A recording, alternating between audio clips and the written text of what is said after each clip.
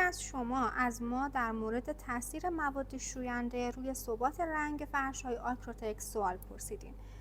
امروز اومدیم با قوی ترین ماده سفید کننده وایتکس که معرف حضور همه شما هست. حالا من میخوام اینو روی فرش و این پارچه سرمه‌ای به طور یک نواخت تست کنم. حالا یه مقداری صبر میکنیم تا تاثیرش رو روی پارچه و روی فرش ببینیم.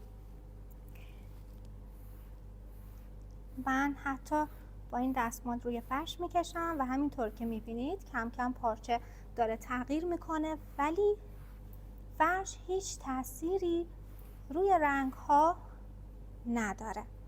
این ثبات رنگ روی فرش های آکروتکس هست که این فرش رو دارای علامت استاندارد کرده، دارای ضمانتنامه شرکتی کرده، چون این فرش 100% اکریلیکه.